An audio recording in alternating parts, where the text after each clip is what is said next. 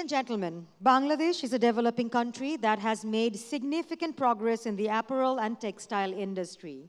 But this sector still heavily relies on traditional energy sources, which can harm the environment and contribute to climate change. The adoption of renewable energy through green funding is a pathway to a net zero future for the apparel and textile industry in Bangladesh. Green funding can help businesses to transition to more sustainable energy sources, reduce the cost of energy, improve energy security, and reduce greenhouse gas emissions. By embracing green funding, Bangladesh can take a step towards a more sustainable future. Now we are moving into our third plenary session of this forum, Renewable Energy through Green Funding, Pathway to Net Zero for Apparel and Textile Industry in Bangladesh. To take their seats on the dais, I would like to request Mr. Javed Imran, Chief Risk Officer of IDCOL, Mr. Nasser Izaz Bijoy, CEO of Standard Chartered Bank and President of FICCI, Mr. Ahmed Shaheen, Eastern Bank Limited, Additional Managing Director and Head of Corporate Banking, Dr. Vidura Ralapanawe, Executive Vice President of EPIC Group, Mr. Ashish Damle, Country Director of Oxfam in Bangladesh, and Mr. Naushad Mustafa, Deputy General Manager of Bangladesh Bank. Requesting all of you to kindly take your seats on stage. I would also like to request Mr. Morten Lehman, CEO and founder of Tailwind, to please come up and moderate the session. Thank you very much. And another great panel here. And this time discussing the road to a net zero future through green funding and renewable energy. And what pleases me especially about the great panelists today is that we have the different stakeholders here. We have the infrastructure development, we have the banks, and we have the NGO that will keep us all accountable for what we do. So first, I would like to ask Mr. Javed Imran, who's the Chief Risk Officer of the Infrastructure Development Company, to set the scene for us. Where are we today in Bangladesh in terms of renewable energy, and where do you see the future?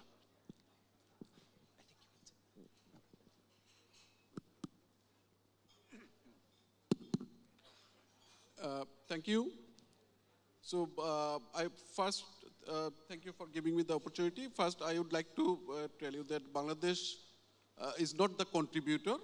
It's only contribute in greenhouse gas only less than 1%, 0.56% to be exact, but is the highest impacted country in the world, maybe one of the highest, 7th impacted country.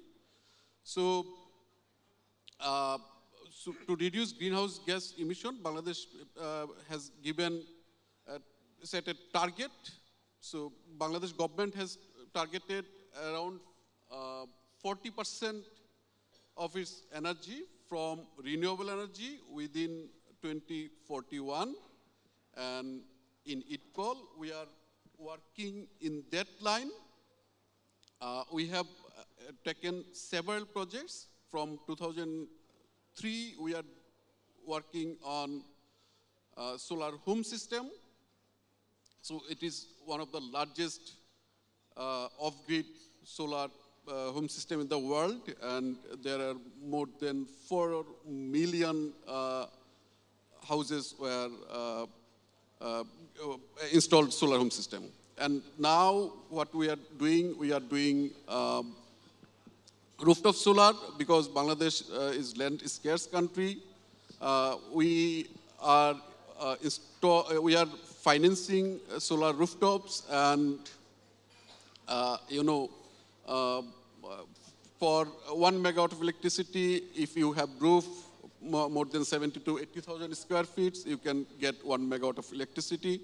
So we are financing long-term finance in rooftop solar and in concessional terms.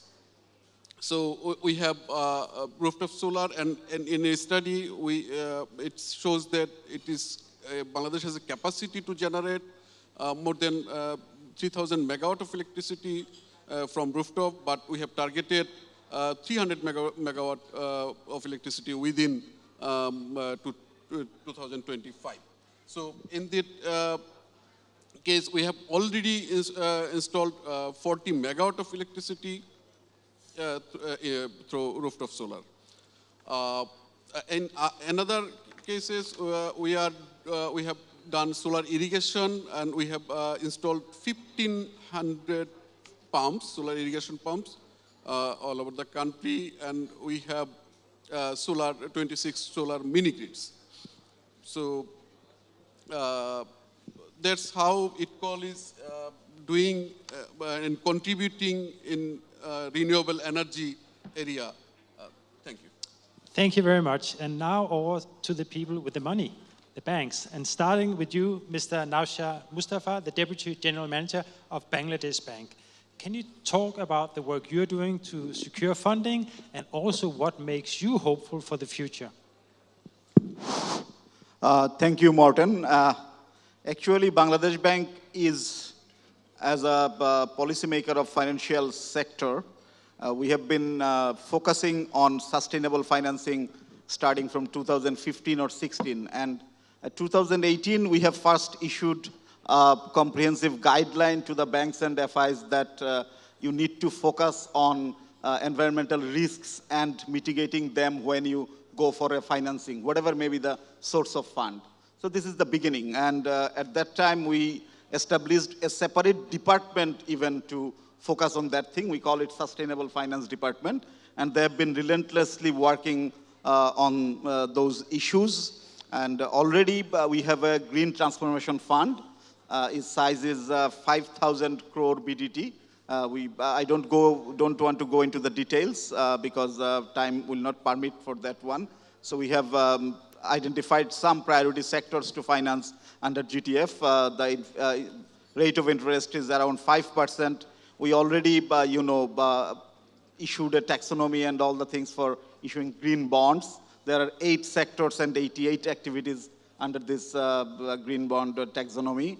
And we also instructed our banks, our banking industry to have a dedicated desk for their, managing their investments in a sustainable way. And also we have identified some major, areas where we provide refinance facilities through our partner banks and FIs. We identified almost 66 or 67 items that banks can invest and come to us for refinance. And the list is, growing. We revisit the lists on every year and so on. Besides our sustainable finance department, we also look into the garment sector from other perspective also, as garments is, our largest export earning industry. And for that, we have different, type of financing support. We know that an entrepreneur always looks for the business case. So they are not, I'm sorry to say, they are not much interested in, investing in process improvement. And Mr. Bidura is smiling on me. Definitely he will talk on these issues. But we know we need to make it a business case. And to make this type of investments a business case, I just want to add a bit detail on a particular project. We have different projects like JICA-funded urban building and safety projects. But right now I'm going to talk a bit about SRIAP. We call it SRIAP. We support garments industries for mainly retrofitting and then for sustainable and for environmental and social upgradation. And this very unique nature of fund is, we call it unique because we not only provide financial support, we also provide our entrepreneurs through our partner banks and our technical supporters, the consultants, some sort of technical support also. They can come to us through them and we help them, building their financial offer, their environmental mitigation plan and blah, blah, blah. And not only that, we also manage to provide them some sort of grant. If any industry takes a loan from this window, they can have 10% of their principal amount to be repaid by a separate fund if the investment is for retrofitting. And if the investment are for environment and social upgradation, we will repay 20% of their principal amount. Thanks to our partner, I don't want to forget their names. AFD, French Development Agency, is providing us the credit line. And the grant amount we have been collecting from European Union and KfW. And also GIZ, Mr. Lange was here earlier from Textile Cluster of GIZ. They were a very important partner to us. We are working together, and 20 factories have already been, implemented the development activities. I just can't resist to mention 2-3 of the names. Mr. Miran Ali, supposed to be here. We financed Tarasima Apparels, we financed Snowtex, and many others. So many other industries are in the pipeline. We are working on that. So in brief, Bangladesh Bank is not, non-responsive to this countrywide need. And as we believe we are playing supporting role. The private sector entrepreneurs are, performing the lead role, but we are supporting in every way. You can come to us. We are very open to you. I think that will do for right now. I'll come back if... Thank you very much. And we might come back to the business case. We talked earlier on this morning about what does success look like. So maybe we look at the business case in a different way than we did before. Maybe we measure success in a different way than we did before. But now over to Mr. Nasser Essas Bijoy, the CEO of Standard Chartered Bank. Can you see and talk to your role in this transition to more renewable energy? Yeah. Thank you. The importance of climate change or ESG is no longer a discussion point. It is about how to address this, right? If you look at COP26, there were 90 global banks which participated, which accounts for almost 43% of the global banking assets. So the whole purpose is to come under the umbrella of Net Zero Transition Alliance, and there actually to decarbonize the portfolio of lending and investment by 2050. So it's no longer a discussion point whether we want to participate or not. It is we are all committed to do that. Now, let me just explain the landscape, because it is also about adaptation and mitigation. Because adaptation actually addresses the vulnerability of the impact of the climate change, and the mitigation addresses the reduction requirement of the climate change. Therefore, both are important. Both has actually opportunities for the banks for the right reasons. This is actually a purpose-led initiative. Though on that particular place, let's say if you think about the adaptation, it is about getting the right, secure the safe and secure infrastructure. It is about agriculture, how you actually have a more flexible agriculture and climate resistant agriculture. Then about the evacuation plans. So all those are actually require financing. And just to give an example, that in our estimate, if by 2030, it will be $1.2 billion required for Bangladesh only. As we progress, the vulnerability goes up. Therefore, by 2030, it's 12.5. By 2050, it's going to be $59 billion of requirement. So there itself, a significant funding requirement will be there, and where banks will have to play an active part. Similarly, in mitigation, it's even bigger. If you look at the mitigation space, IFC did a review which shows that there are $172 billion requirement by 2040 alone. So that clearly shows this opportunity space. And how would you finance them, fund them? Because it's not only going to be financing, it will also be equity and other capital market products that will have to come to play.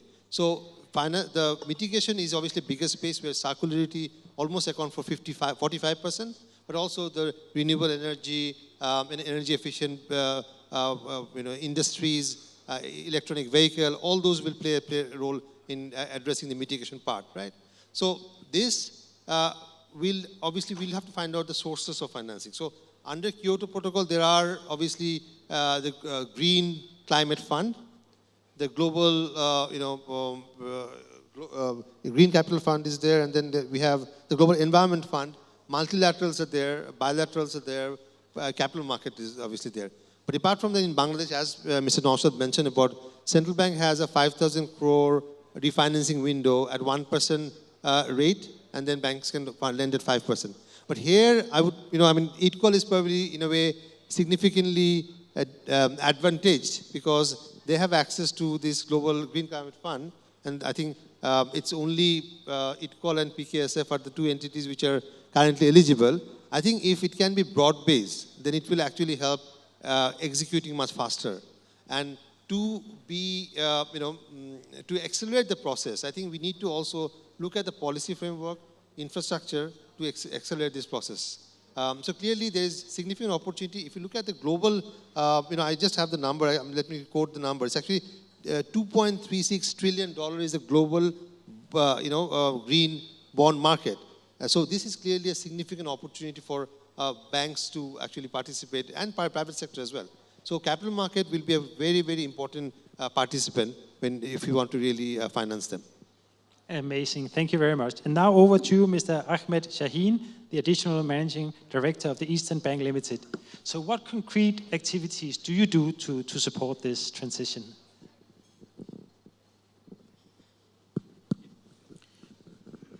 Thank you, Martin.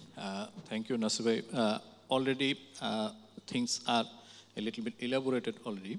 I would limit the position with the apparel industry here, since renewable energy or energy efficiency is a vast thing in across the other industries and initiatives. But to be very specific with the apparel industries here, that we commercial banks do support the industries in terms of working capital mostly, but in Bangladesh, we have a lot more role also in the project financing as well, which is unlike other parts of the world, since the commercial banks are only the established financial system here. So we need to do possible everything for our customers when they take an initiative and a project. More of it's like a general practitioner, not specialized. But coming to this renewable energy side and energy efficiency also related with this, it requires something more than the common funding.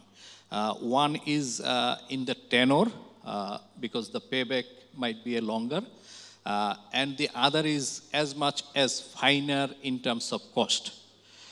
So in these two initiatives, we commercial banks a little bit are handicapped. We don't have any off-the-shelf product to match with this. But what we do, we try to source as much as possible from the other sources. Like the central bank has a fund in green fund already initiated here, which is much cheaper or cost competitive in terms of local currency. It will be costing only 5%.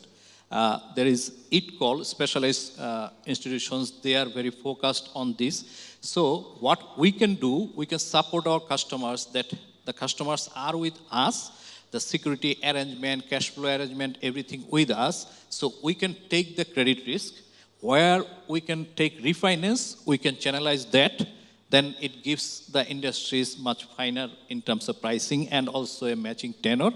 Also having the Equal, the multilaterals available in this space, we can align more. So what our role can be much more is how much we can relate with the available other supports and how much we can securitize for those institutions to come to this space and relate with the fund, because there are a lot of funds already committed, but the challenge is to channelize and utilize that. Okay, so in this space, I think we commercial banks, not only Eastern Bank, and Eastern Bank as a bank, we are very much dedicated and focused on this to work on this. But to be very specific, we need to learn more things also as well. So this sort of initiatives is also creating more awareness and also bringing more focus and attention. So that's at this stage. Thank you very much. Thank you very much. And now over to a manufacturing perspective. Vidura Alabhavar, Board Director of Sustainable Apparel Coalition, that's one hat. And then you're also the Executive Vice President of the EPIC Group Hong Kong.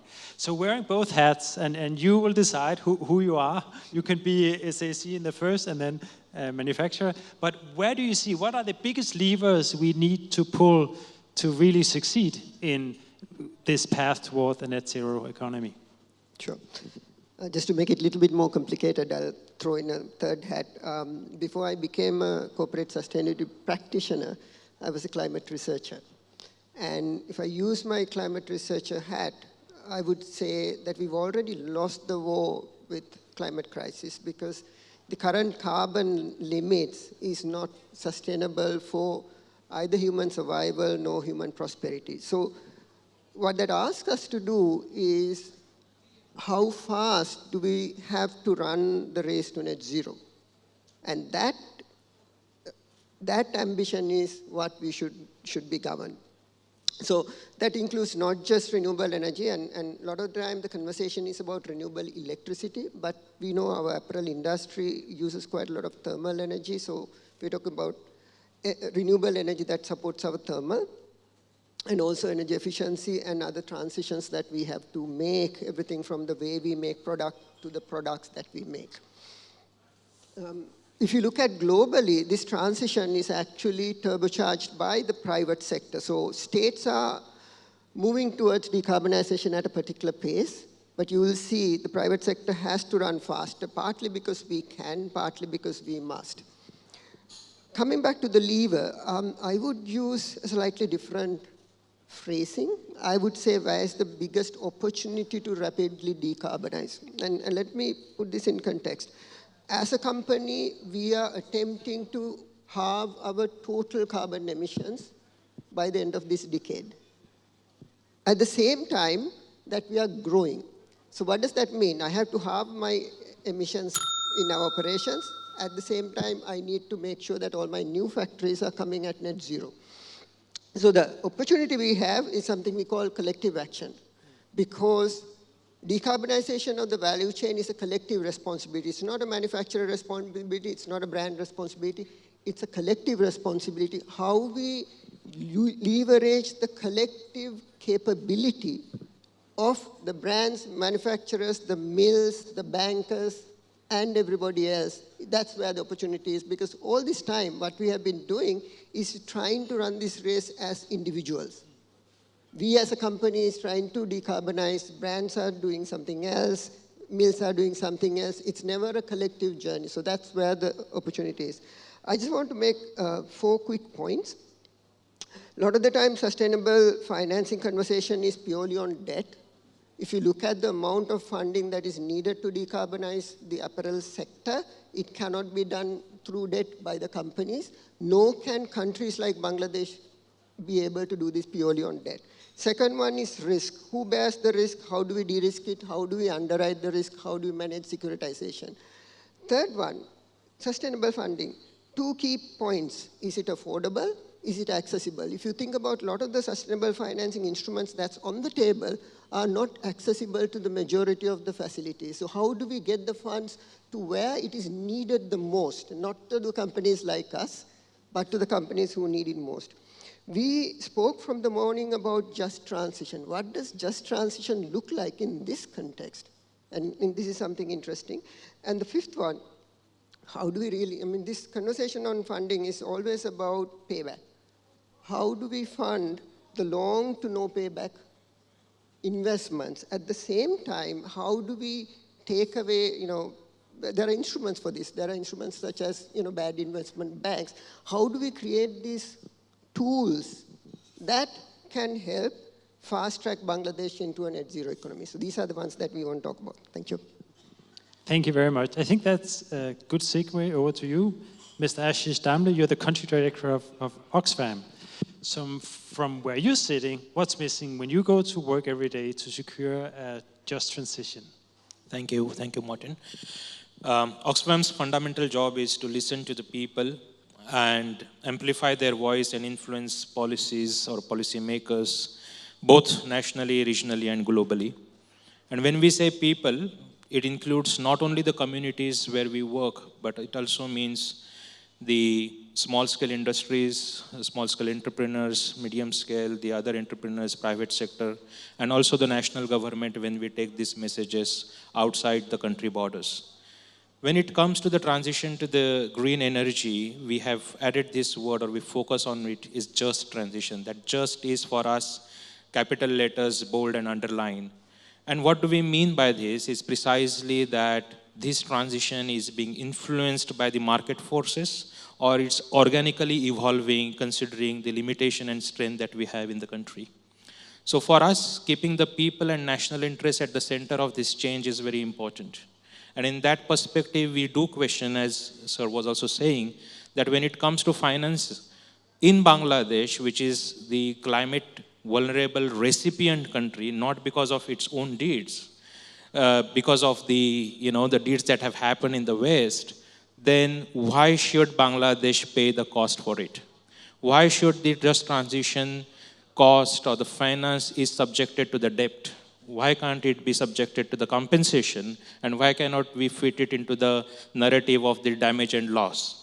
So these are the aspects are part of our work on which we do research, we create dialogues, we create collaborations, and we would like to have this as collaborative efforts between not only within the organization or within the country here, but also with the West, that we have to explain them that yes, we will meet those standards, we will go towards that, but we would like to breathe in our own air with our own efforts at our own terms. And those needs to be negotiated, keeping the people at the center of those interests. Thank you so much. Thank you very much, all of you. So next, it's up to you out there to pick up your phones, look at the question that's in the Slido, and then vote. So we can get your answer up here on the big screen. And the question is, so here we have representatives from both financial institutions, business associations, manufacturers, NGOs, discussing the role of green funding as a pathway to renewable energy. So please rank these in terms of their potential to secure more green funding. National government, private financial institutions, brands, manufacturers, or international development organizations. So let's see. We have a leader in public-private partnerships. Somebody listened to Vidura talking about collaboration, perhaps? A strong number second in the government national plans, and more on the public-private partnerships.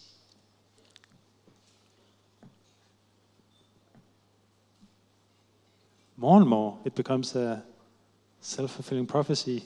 You have a winner, and you pick the winners out there now.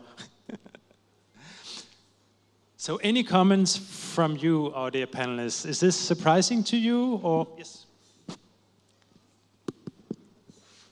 Yeah, you see, a public-private partnership, and ITCOL is an example of public-private partnership institution, and you see we have channelized $2.5 billion so far in renewable and energy-efficient projects. So, and more in the pipeline. And what Ajaz Bhai told, that we are the national accredited entity of GCF, Green Climate Fund, and we have already approved $250 million fund for RMG and textile sector, not for solar rooftop, but also for energy efficient machineries. So the answer is right, I think. Public-private partnership is most required. Thank you. Yes. So I'm going to be a little bit contrarian here. I don't think that's where we need to go, and I'll contextualize this. We earlier spoke about how significant climate vulnerability is for Bangladesh. Bangladesh is not just apparel industry, and I'm speaking in the context of apparel industry. There are significant development, adaptation, and other needs that Bangladesh needs, and I would imagine the private-public partnership should be actually channeled to that. How does this industry decarbonize? I think we need to raise our own funding. I think we need to create the funding for our decarbonization through brand manufacturer collaborations. And there are instruments for this. We've been speaking for a while about something called a fair climate premium. that can be on the product, that can purely be going towards decarbonization of the value chain. We've seen models by some brands who are actually generating their own funds. H&M has a fund of $30 million per year for supply chain decarbonization. And there are other brands who are supposed to come on forward. Apparel Impact Institute is raising funds to decarbonize this.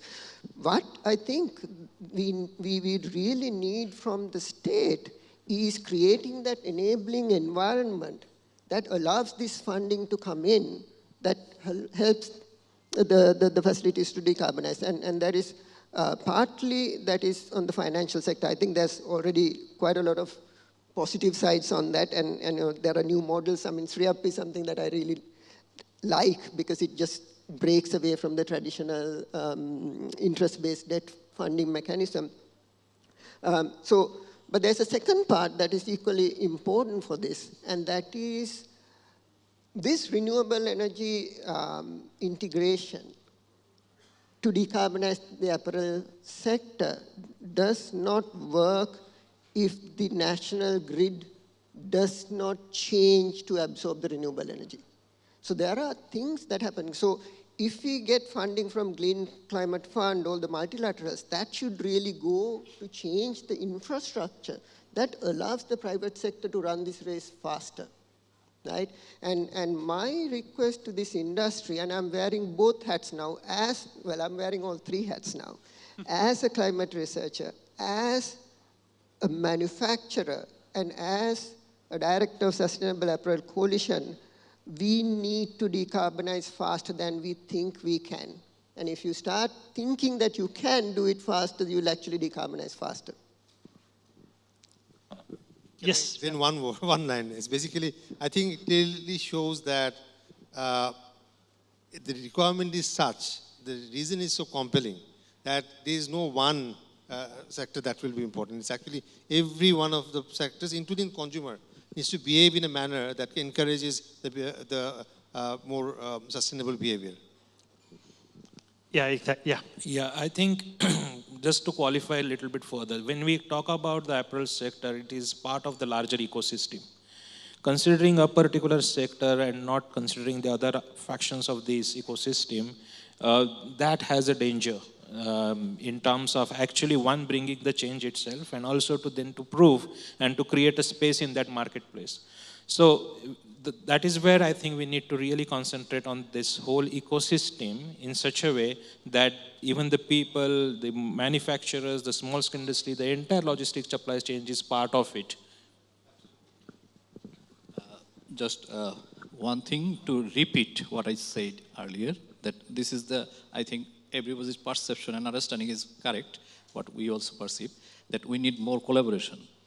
Collaboration to reach the goal. There are things in place, but we need more alignment. So we from the banks, the commercial banks, where the customers come first, so we need to work more, what we indicated, that how we can relate with the available resources elsewhere. So can we support like an one-stop service? Okay, so if we can do more, then alignment and resource allocation and resource availability will be much faster, and ultimately it will be helpful in the industry. So when industry takes a project, it needs to complete in time. So whatever best available, that we need to source. So we commercial banks can play this role, and we are trying this and we are aiming this. Thank you very much. Just to reiterate and add, yes, public-private partnership or collaboration is happening in our country, but not at a very fast pace. So bring it on pace, you need government plans and support. And we cannot forget international partnership, not only with the development partners, but also we should include the brands, because our main destinations are in USA and the Europe. So they can be left out, as Mr. Javed Imran has been saying in his opening remarks. So I think these are okay, but you cannot separate it and pick one. That's it. So we've talked about, and it's on the sign over there, that the future is now. The climate change is not something into the distant future. So if we close our eyes and open it again, it's now 2024. We're sitting here again. It's the same panel. You're back. And today you committed to something. So that next year I'll be asking you, so what did you do in that last year? So what have you done in this last year, imagining we're in 2024? Any comments on things that you would like to commit to, that you can see will make a difference already in a year from now? I know it's a tough one, but we also need to be very tangible. It's big things, but we need to act now. Yes? Now, I think, clearly this is one of the important stands. We, as a Standard Chartered Bank, we have 3 stands. And accelerating net zero is number 1 stand that we have. It also includes the uplifting participation. So therefore, clearly, this is a priority for not only in Bangladesh, but for the group as a whole. And we are extremely committed in terms of not only financing, but also building awareness, working with, this forum to actually, we are looking at circularity. How can we promote circularity? So there will be a series of actions that will be seen by the market from Standard Chartered Bank and also from Foreign Investor Chamber of Commerce, that we believe all of us together are in it for a better future for Bangladesh.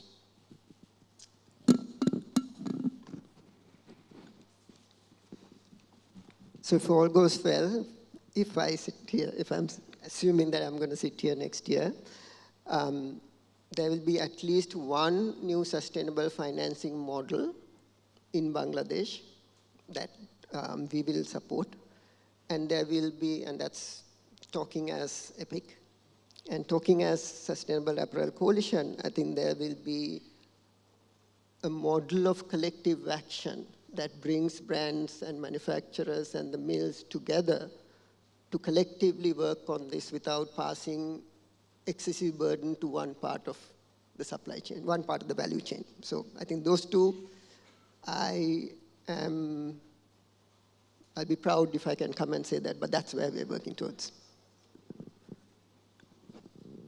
Just to add, yes, definitely Mr. Nasser Ejaz Bijoy, the CEO of Standard Chartered, already cleared this thing that it's a continuous process. We need to improve ourselves not on the organizational level only, but also to personal level. As if you can recall, today's plenary session regarding the climate change, Dr. Salimul Haq was present here, and he just add one thing, that not only as the institutional or organizational level, you need also to focus on the individual level, because everybody has to do their part rightly. Maybe a very little insignificant when you talked about individuals' contribution, but when you sum up this thing, it brings a result. That's it. And just to be share with you that as I am a finance guy practicing with some financial models and challenges, I did a certification course on Frankfurt School of Management for Sustainable Finance. So it's very insightful. So I'm trying to bring or keep myself updated what is happening in the finance area. I cannot be expert on everything, on sustainability, but sustainable finance, I should be, I think, keep myself updated to work on that area and contribute, even it's a little. Thank you very much. Ashish? Yeah, I think Oxfam is committed for bringing the damage and loss compensation at the center of this green financing discourse. And by 2024, we are definitely confident to at least bring the key players together on one page to create that strong narrative for Bangladesh. Just to be very precise on your question, that what will be the difference from today and 2024 if we again sit here. Okay. So from our part, we'll take more initiatives on collaborating with the available resources, with Central Bank, with ITCOL, and with the multilaterals who are working in this space also. We are also already in talk. And what best possible way we can find to support the initiatives more and quickly. So that will, we hope, will create more impact and initiatives more visible in the industry. Thank you. We are continuously updating ourselves. We know, we understand government has we have long target in renewable energy, and we are striving to achieve some footprint in there. So this year we have restructured our renewable energy team, and we have going through some policy updates. So we are continuously updating ourselves to provide the best services to the market, to the industry. And we have field team, we have technical team to support this renewable energy. And we are also working with collaboration with others, like commercial banks. They can come up with providing guarantees to the in terms of credit enhancement. So in that way, we are working all possible ways so that in 2024 we can say that we had a great year in 2023. Thank you. So we are coming to an end. I just want to give all of you the opportunity to give a final advice to the people out there. If they're struggling to secure green funding, what would be the key things you're looking for from them, where you want to jump at them and say, hey, I want to be the one who actually gives you the money because I can see the business case. Any final word of advice to the people in the room? I can chip in. Just I would like to say that those who you haven't started your rooftop solar project, please come forward and come to us. We have our colleagues here. You can talk to them. And yes, one thing you may know or may not know that 1 kilowatt hour of rooftop is less than that of government bill of PDV. So you can easily do your rooftop solar projects, which is viable, economically viable. Thank you.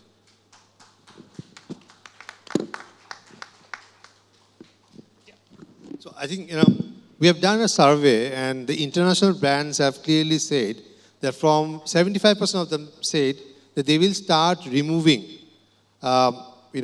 suppliers who are not committed to net zero transition plan from 2025. So it's just 2 years away. Therefore, it is important for us to collaborate. So you should actually engage conversation with the international brands as well and the financial institutions, and you together, let's forge a partnership to see how we can actually deliver a much more harmonized, a very quick product that we can actually help you to finance the products. I think my message would be is that we have a lot of traditional financing products, even in the sustainable financing space. And I think if you look at the scale of climate crisis and what we need to do to address, business as usual ain't going to cut it. So we need to create new models, new ways of financing. And we've been doing quite a lot of it, and we were using 2 principles in every time we structure a new one. Can we do something new that does not exist? So there is a part of innovation. And second thing at the same time, can it be scaled so that it's not just coming to Epic, but it can be used by others? So I think an invitation is to look at the problems fairly deeply and say what type of instruments that are needed, because there's a huge space for financial innovation to take this country and the whole world towards the net zero world. Just to add that as the final words for today, we have been responding to the market. When we first designed SRIA project, we offered the product at maximum 7% of interest rate. But when country average interest rate becomes lower, maintaining all the bureaucracy, we bring down the interest rate on 5%. So we are responding, and this is a pilot project, but still we have space. Garments industries, apparel industries, those want to improve their processes, maintaining sustainability, they can come to us through our partner banks. And also, as a good news I want to share, 1st of March this month, we had a long meeting with our project team, including our Honorable Governor and AFD's senior executives. Probably there will be a much bigger second credit line targeting not only garments and apparel industries, also other productive sectors of the country. So facilities are there, but you need to explore and you need to come to us. We are there to help you, to serve you. That's it. Thank you. And the final word? Okay. I think when we talk about the transition, it is for the future generation. But our word is that not at the cost of our present generation either. So keep the people at the center of this change. Thank you. I think this is a beautiful way to end this. We want progress for the future generation, but not at the cost of the present. Thank you very much for all your great inputs.